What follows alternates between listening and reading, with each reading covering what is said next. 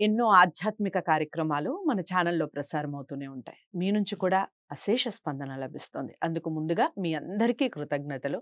ఇక ఉపనిషత్తులకు సంబంధించి చాలా ప్రముఖులు మాట్లాడుతూ ఉంటారు.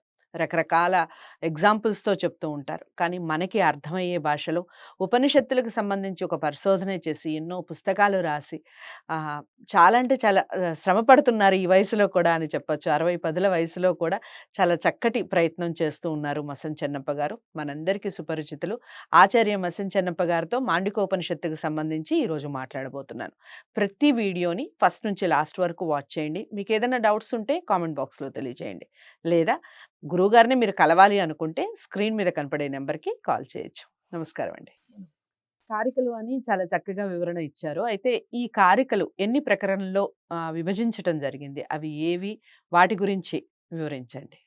ఈ గౌడపాదులు రచించినటువంటి కారికలను బట్టి బ్రహ్మ సత్యం, జగత్తు మిథ్య. అంటే బ్రహ్మ మాత్రమే ఉన్నాడు, జగత్తు లేదు అనే ఒక అర్థం లోకానికి తెలుస్తూ ఉంది. మరి ఇలాంటి కారికలు ఎన్ని ప్రకరణాలుగా విభజింపబడినవి అని మీరు అడిగారు. ఇవి 4 ప్రకరణాల్లో చెప్పబడ్డవి. ఒకటి ఆగమార్థావిష్కరణ, ఒక ప్రకరణం. రెండవ ప్రకరణం వైతథ్యం అనే ప్రకరణం. మూడవ ప్రకరణం అద్వైతం. నాలుగవ ప్రకరణం అలాత శాంతం. ఇవి 4 ప్రకరణాల్లో గౌడపాదుల యొక్క కారికలు చెప్పబడ్డాయి. ఇందులో మనకు ఆగమార్థావిష్కరణ అంటే, ఆగమం అంటే ఇక్కడ వారు ఉపనిషత్తులనే గ్రహించారు ముఖ్యంగా. అంటే ఉపనిషత్తులు ప్రధానంగా ఏ తత్వాన్ని బోధిస్తూ ఉన్నాయో ఆ తత్వాన్ని నిరూపించడమే ఈ ప్రకరణంలో గౌడపాదులు చేసిన పని. తర్వాత రెండవ ప్రకరణం వైతథ్యం. ఈ వైతథ్యం ఏమిటంటే, ఈ వైతథ్యంలో మామూలుగా వితత్తస్య వితత్తస్య భావః వితత్తస్య భావః వైతథ్యం. అది అంటే అసత్తు అంటే ఉనికి లేకుండడం అన్నమాట. అంటే లేదు అని అర్థం అన్నమాట. అంటే ప్రపంచ పదార్థాలన్నీ కూడా ఉనికి లేనివి, ఒక పరబ్రహ్మ మాత్రమే ఉనికి కలిగినటువంటి వాడు అని చెప్పడమే ఈ ప్రకరణం యొక్క ముఖ్యమైన ఉద్దేశం అన్నమాట. ఎట్లా అంటే వైతథ్యం సర్వభావానాం స్వప్న ఆహుర్ మనీషిణః. అది అంటే మనకు స్వప్నంలో గుర్రం ఎక్కినట్టుగా, విమానం ఎక్కినట్టుగా, తర్వాత అన్నం తిన్నట్టుగా, పాయసం తాగినట్టుగా ఇవన్నీ మన అనుభవానికి వస్తాయి. అయితే ఇక్కడ పాయసం ఉండదు, అన్నము ఉండదు, విమానం ఉండదు, గుర్రం ఉండదు స్వప్నంలో. కనుక స్వప్నంలో ఇవన్నీ లేవు గనుక ఈ ప్రపంచం కూడా స్వప్న సదృశమే, స్వప్నం లాంటిదే.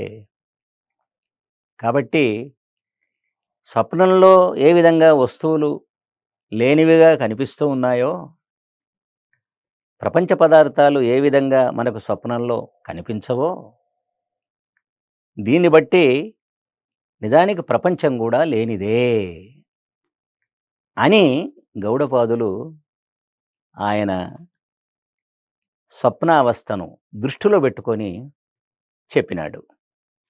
అట్లాగే జాగ్రత్త అవస్థ గురించి ఆయన విశ్లేషిస్తూ, ఒక వస్తువు వర్తమానంలో ఉంది అంటే అది అంతకుముందు లేనట్టే. అది అంటే ఆ వస్తువు పుట్టకముందు లేనట్టే, తర్వాత ఆ వస్తువు నశించిన తర్వాత లేకుండా పోతుంది.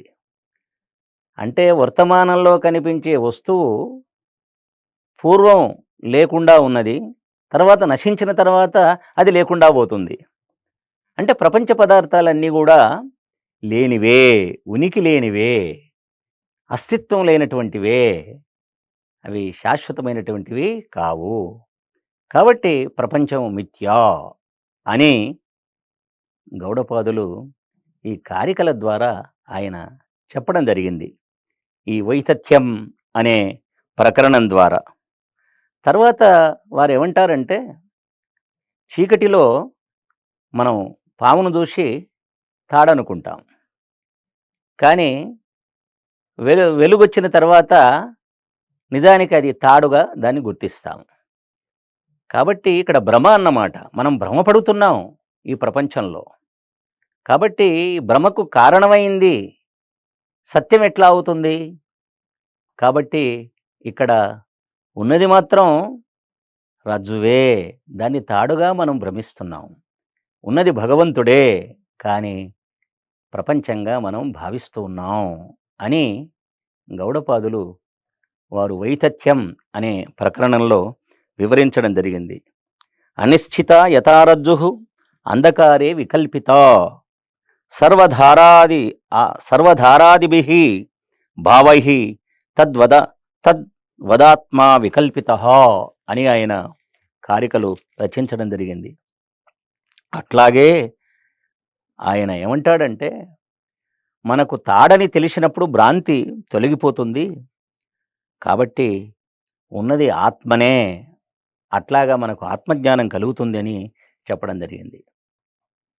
తర్వాత అద్వైతం అనే మరొక ప్రకరణంలో ఆయన ఏం చెప్తాడంటే, ఘటాకాశం పటాకాశం ఉదాహరణలుగా తీసుకొని ఘటంలో కానీ లేకపోతే పటంలో కానీ ఆకాశం ప్రతిబింబిస్తుంది. ఘటం పగిలిపోతే, పటం చినిగిపోతే ఈ ఆకాశం, ఘటాకాశం పటాకాశం అసలైనటువంటి ఆకాశంలో కలిసిపోతుంది. అదేవిధంగా ఉన్నది భగవంతుడే. అతని యొక్క ప్రతిబింబమే మనకు ప్రపంచము. కాబట్టి ఈ ప్రపంచానికి భగవంతునికి తేడా లేదు. ఈ ప్రపంచం భగవంతునిలోనే కలిసిపోతుంది. ఆకాశంలో ఏ విధంగా ఘటాకాశం పటాకాశం కలిసిపోతుందో అని ఆయన అద్వైతం అనే ప్రకరణంలో తెలియజేయడం జరిగింది. తర్వాత మరొక విషయం ఏమిటి అంటే, ఆయన చెప్పింది అలాత శాంతము అని. అలాతం అంటే నిప్పు రవ్వలు అన్నమాట. అగ్నిలో ఏ విధంగా నిప్పు రవ్వలు చెలరేగి మళ్ళీ అగ్నిలోనే పడి నశిస్తాయో, అదేవిధంగా భగవంతుడి నుంచే ఈ సమస్తమైన పదార్థాలు వచ్చాయి. ఈ సమస్త పదార్థాలు భగవంతుల్లోనే లీనమైపోతాయి అని వారు అద్వైతాన్ని ప్రతిపాదించారు. నమస్కారం. ఈ ప్రశ్నకి సమాధానం అనేది చాలా చక్కగా వివరించారు కదా గురువుగారు. మసన్ చెన్నప్ప గారిని మీరు ఈ ఉపనిషత్తులకు సంబంధించి ఏదైనా వివరణ తెలుసుకోవాలి అనుకున్నా, దీనికి సంబంధించిన పరిశోధన అసలు గురువుగారు ఎలా చేశారు అని తెలుసుకోవాలి అనుకున్నా, స్క్రీన్ మీద కనపడే నెంబర్కి కాల్ చేయొచ్చు. మరి ఈ వీడియోని అందరికీ షేర్ చేసే ప్రయత్నం చేయండి, లైక్ చేసి ఛానల్ని సబ్స్క్రైబ్ చేసుకోండి. తదుపరి ప్రశ్నతో మళ్ళీ కలుస్తాను. నమస్తే.